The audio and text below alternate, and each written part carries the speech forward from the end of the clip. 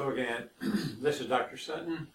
Today in this session, I'll show you a couple of the tools we use to measure your carbon monoxide level and then your lung function. These are simple little handheld tool that we can turn on in a little setting where we zero it to the atmosphere. And then the smoker or ex-smoker, hopefully they've stopped or cut down, will know where they are in your efforts to come down. You just fully take a full breath, hold it for a few seconds, and then expire all the way as far as you can into here.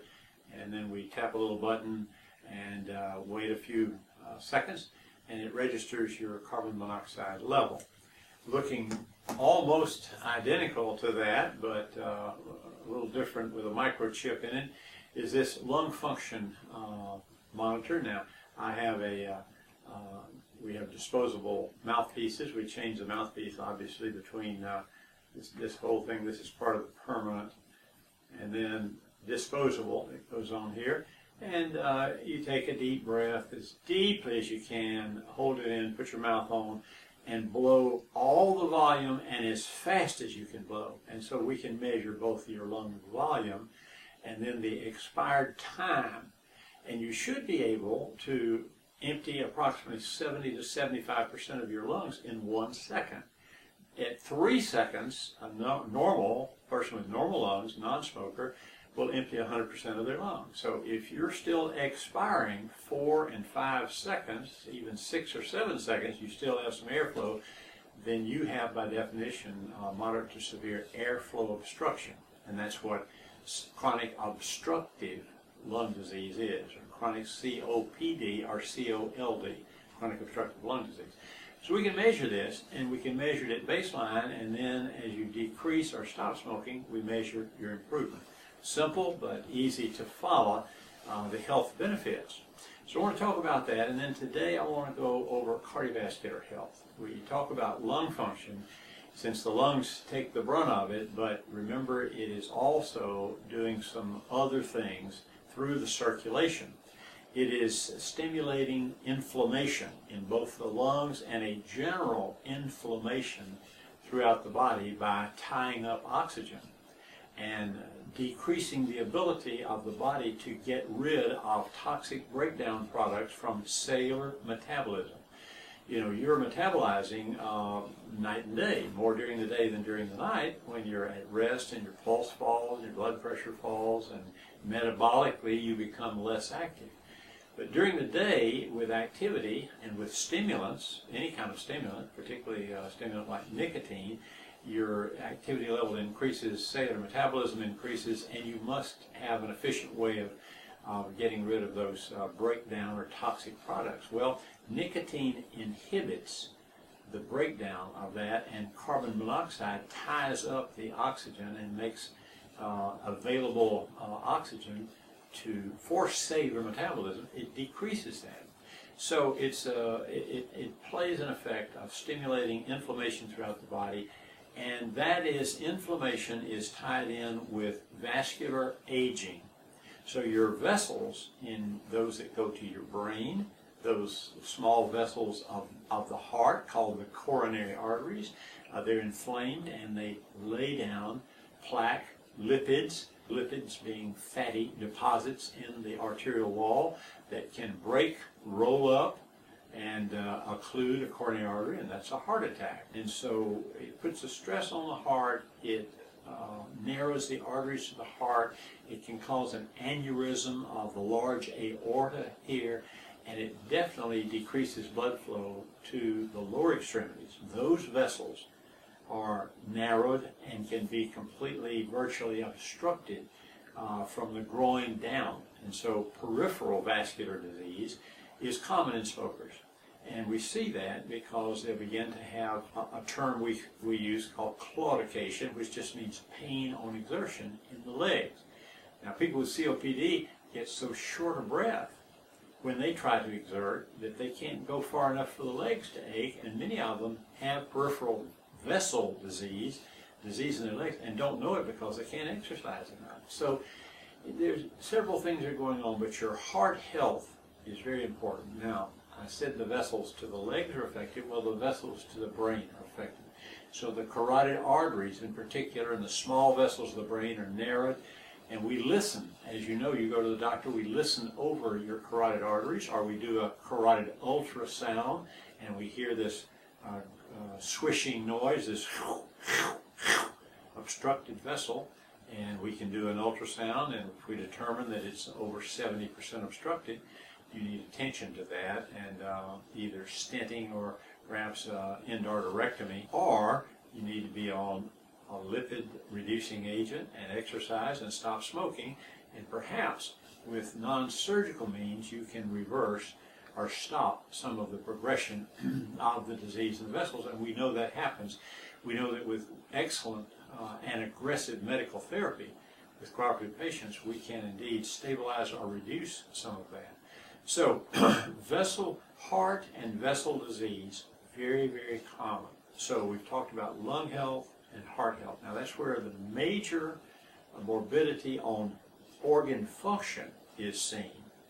Now, if you just took as a big umbrella what is most affected globally of your health with exposure to tertiary, secondary, and primary first-hand cigarette smoke, it is the predisposition to cancer. And let's face it, from the oropharynx, the lips, in a cigarette smoker, you get a little area on your lip called leukoplakia, to oropharyngeal cancer, cancer of the throat, cancer of the esophagus, the swallowing tube, cancer of the lungs themselves, cancer of the stomach and colon are more common, cancer of the pancreas is more common, of the kidneys and bladder more common in smokers, leukemia is more common. And then there are metabolic diseases. There's bone disease, metabolic bone disease. Smokers have a tremendously increased risk of fracture over the years, age compared. You take a 70-year-old man, non-smoker, and a 70-year-old smoker of, say, 30 or 40 pack years. If this gentleman over here falls, he's much more likely to have a major fracture of a hip or a leg than the non-smoker. Both could, but thinning of the bones, called osteoporosis, very, very common in smokers, as well as cognitive decline. Hardening of the arteries affects mental function. So there are age-related effects on your memory, and age-related decline in the ability to think, concentrate, and remember is affected much sooner in smokers. Well, by stopping, how many years, well, let's just say by continuing, what do you do to longevity? Well, in females, their lifespan is reduced by 10 to 11 years. In males, by approximately 13 years. You just can cut it off. Now, in some, if you develop a cancer when you're 55, you've been smoking since you were 15, and at 55 you have cancer, you may die that year. So instead of a normal, you're reaching 80, which your non-smoking relatives do, you can see you can lose 20 years, 20, 30 years. So it's different. These are just averages, the groups of smokers, large averages. What's happening to cigarette smoking globally? Well, we said it's decreasing in the United States, and it's decreasing in the United States by a lot of education, and people with a higher educational level are much less likely to smoke or continue smoking. So where are the tobacco companies focusing their efforts? In third world countries, developing nations. Right now, 62% of all smoking goes on in China. You go into the Asian countries, Asians smoke heavily. And you go into China, into some industrialized areas where there's lots of pollution from industry, 80% of the males, adult males, smoke.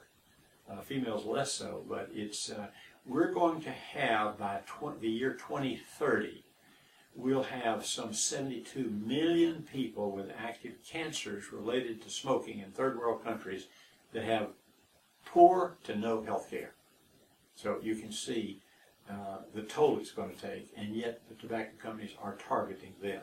Now they've targeted you, and if you're a smoker, you can stop, and you should, and lower your risk. So I want to talk to you in this session just briefly to show you how we follow you with these two simple instruments.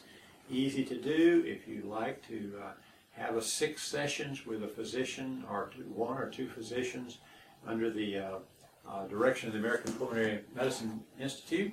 then let us know at that email you see at the bottom, apmi@me.com. Send us your email and a number, cell number, so we can reach you, and we'll schedule individual sessions.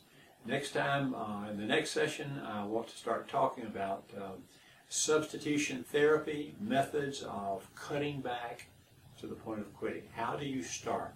How do you develop a program for you individually? Now, as I close, let me just tell you, your nervous system is very powerful. Your mind is incredibly powerful. You can do what you want to do. With the right encouragement and the right determination and program, you can quit smoking. It won't be easy. We're in this with you. We will help you. And if you fail, if you make progress but fail, we'll go at it again. We'll redevelop. We'll go back. We even have a thing called a slip card. So if you should slip up, you know, we think about, on this little slip card, we say you made a mistake, but you're not a total failure. You've resisted many urges in the past. You may not have been totally prepared. Don't finish the pack. Get rid of it now. Think about the slip. Why was it so hard to resist? Develop a new plan for the next time, and then congratulate yourself, because you will get there, and we will help you. So I'll see you next time. Thank you from all the board of directors and physicians of the American Pulmonary Medicine Institute. Hope this has been helpful to you.